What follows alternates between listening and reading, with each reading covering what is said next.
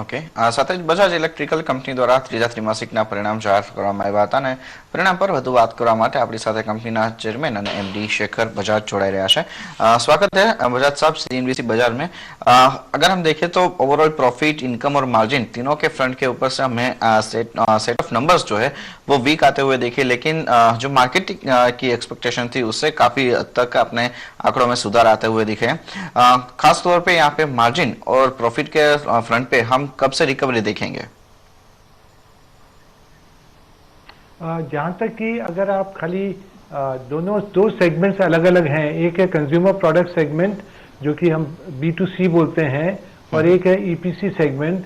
तो जो consumer product segment है जो कि बेसिकली हमारी ताकत है, उसमें because of demonetisation, because lighting में थोड़ा डिप हुआ, इसलिए 14.8% हमारा नेगेटिव सेल हुआ है। टॉप लाइन जो है वो थर्ड क्वार्टर में इम्पैक्ट हुआ है 14.8% से। इन स्पाइट ऑफ दैट जो एबिटा मार्जिन है वो 35 करोड़ से 38 करोड़ पहुंच गया है, इम्प्रूवमेंट ऑफ 1.4%।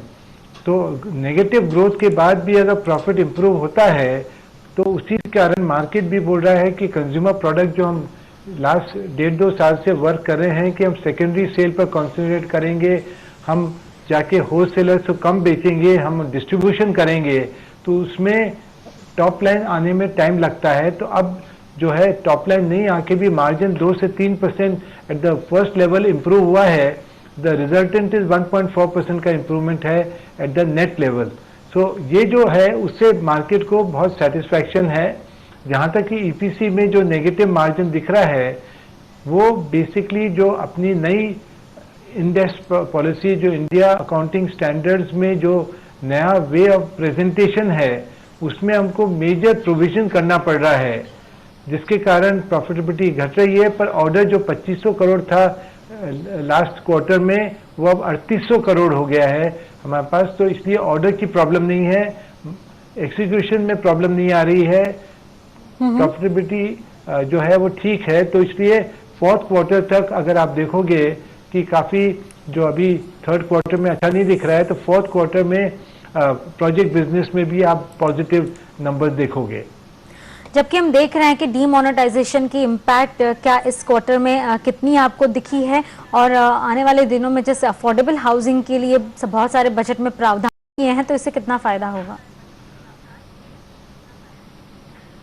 जहाँ तक डीमोनेटाइजेशन का नेगेटिव इम्पैक्ट जो था वो केवल नवंबर दिसंबर में था, जनवरी में इम्प्रूव हो गया। फरवरी मार्च में मेरे हिसाब से डीमोनेटाइजेशन का इम्पैक्ट नहीं रहेगा। ऑन द अदर हैंड मैंने देखा है कि स्पेशली इन रूरल और रूरबन, जो रूरल अर्बन एरिया जैसे नासिक है, नागपुर है, जो छोटे सिटीज़ हैं relatively compare to the urban cities, उसमें मार्केट में डिमांड इम्प्रूव हुई है। क्योंकि कई लोग हैं वो बोलते हैं ये जो पहले हम 2 नंबर का बेचते थे, ब्लैक करते थे, उसमें सब आजकल इट्स नॉट वर्थ इट, और टैक्स रेट भी गवर्नमेंट ने घटा दिया है।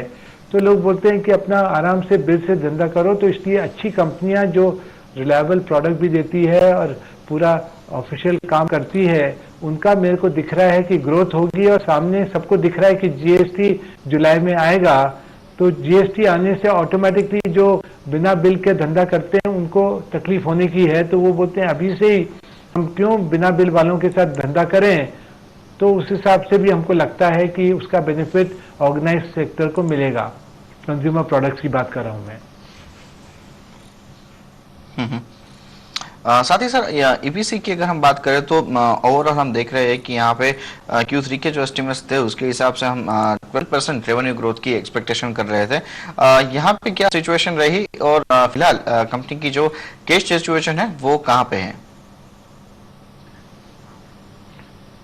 EPC में पहले हम लोग अपने इंटरनली जब हम लोग जज करते थे कि कैसा परफॉर्मेंस है, तो हम देखते थे कि टॉप लाइन कैसा है, टॉप लाइन ग्रोथ कैसी है।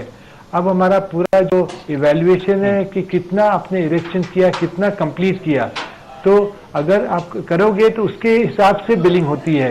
पहले क्या होता था, सप्लाईज हो जाती थी और इरेक्शन होते रहता था। अब इरेक्शन होता है, उस हिसाब से बिलिंग होती है।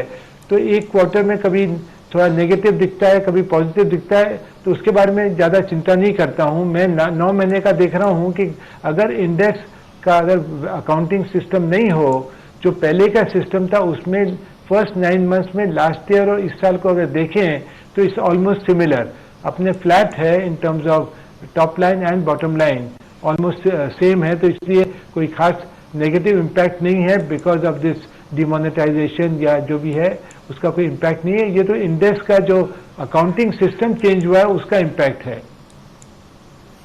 ओके शेखर जी, बहुत बहुत शुक्रिया हमसे इस चर्चा में जुड़ने के लिए।